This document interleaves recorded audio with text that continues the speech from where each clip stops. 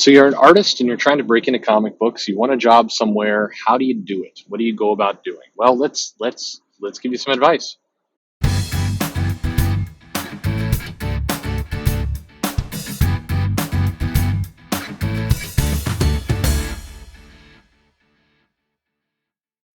Hey there, this topic has been combed over a lot, and there's a lot of good voices on it, a lot of good blogs, a lot of good entries. What I'll caution you, and the same thing is true with what you're hearing right now. So every single person who gives advice on this topic are going to come from a slightly different perspective. There's not a one answer fits all. No matter even some. I want to say it wasn't Greg Pak. It was one of the current comic writers said this is the only advice that you should pay attention to. Anyone who starts their article like that is wrong. Just you can assume what's going to follow is wrong. There's not one way to break into the industry, but there are a couple clean, efficient things you can do for yourself if you're an artist to get into the industry. And I'm saying this from this perspective, so you know where I'm coming from, so you know where my biases sit and where they don't. From the perspective of watching it from a distance, I have not ever attempted to break into the industry as an artist or a writer or as any other creative person. Um, but I've watched a lot of people do it. I've watched people assemble portfolios. I've watched people approach at cons. I've helped a publisher way back in the day kind of vet talent. So there's a lot of different things going on. But I haven't done it myself. My perspective here is from watching other people do it and seeing the incoming, the attempt. So the very first thing I will tell you, if you're an artist and you're trying to get hired somewhere, this is good advice for life, no matter what you're doing, and that is get organized. Get organized with your pitch, with yourself, with your CV, with your portfolio, with your material. Get it very organized, get it into a clean and structured way. And that sends multiple messages. First, it just shows that you can. The key is you're trying to get somebody's attention. You're trying to get part of what you can assume is somebody's busy day. Even if somebody is a talent scout, they don't wake up in the morning saying, man, I can't wait to see a bunch of submissions today. That's not how people's minds operate. Generally, this whole process to a lot of people is a chore. And that's kind of sad, and it's probably a topic for another day, but a lot of people find this whole endeavor a pain. And you could argue maybe they shouldn't be in their job if they're viewing it like pain, but hey, again, that's a topic for another day. But keep in mind, you're trying to get somebody's attention in a world where they're probably busy. You're probably person number 20 or in the day, or maybe person 200 in the week, or maybe person 20,000 in the month. Who knows? You're in with a crowd, so you got to get yourself to stand out.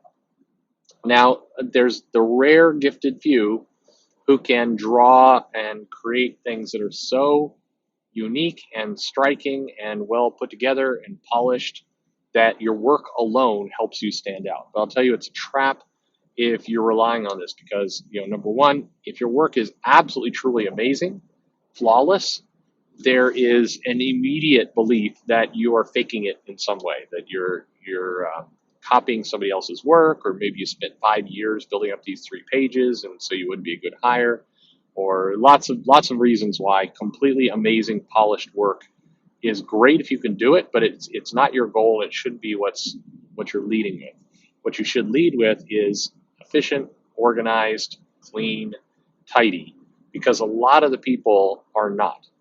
So you're looking for ways to differentiate yourself, and a great way to differentiate yourself is to come in with an organized set of illustrations, with a nice spread of penciled work, penciled and inked work, stuff that's been colored either by yourself or for you, multiple panels, splash pages, action pages, talking pages, backgrounds. You should be able to convey a range.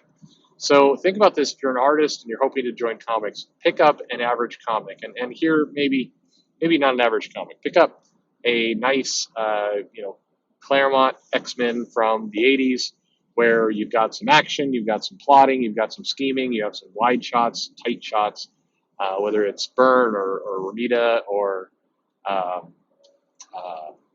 Cochran, or there's lots of good issues to pick up. And think about okay, here are all the scenes in this comic. They're walking in the mansion. There's interiors. There's exteriors. There's villain fights. There's dynamic splash pages. There's the ability to convey a story. So you need to be able to do that and do it in an organized way. So you want to have all this in your pitch. You want to be able to show a story progressing from point A to point B, and you want to do so and be able to lay it out. You should be a little cautious.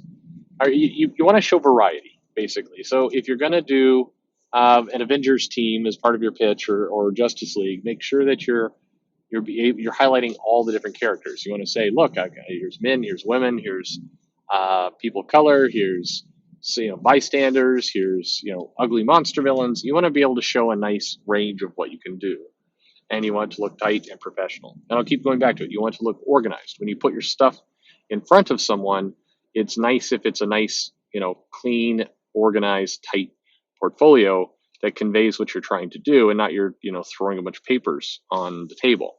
Now, again, there's exceptions to every rule. Maybe your skill is just so amazing, and the person looking at your submissions is so desperate and or drunk that you can just throw a bunch of papers on the table, and they're like, "You're hired." That can happen, but I can tell you, there's a world of difference between the person who comes down and says, "Here's me, here's my background, here's what I've done, here's a little bit of data about me that shows I'm not a flake, that I, can show up to a job every day and pay rent or whatever it happens to be. I can, I'm not some weird shut in. And here is a bunch of work, and here's a lot. And then here's where you have to just trust your own style, and what do you want to lead with? How's the art going to flow? But you want to be able to capture all these different pieces, and then you want to have here's how to contact me, here's how to see more, here's maybe a link to my portfolio, my website, and here's some people who have vouched for me. So the other kind of interesting point, and depending on the era and the people involved, it's more or less important, but including references, not as a couple names and addresses on a piece of paper that you're shoving in front of somebody, but basically, a short couple sentence quote.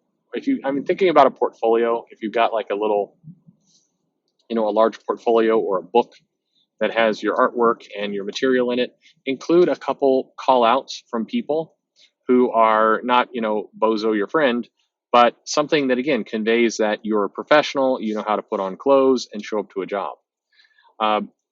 The comic art is definitely there's 25% blow 'em away, amazing pages. Wow, this is great work. But that's about 25% of the equation. There's 25% that is versatile, can draw lots of different things.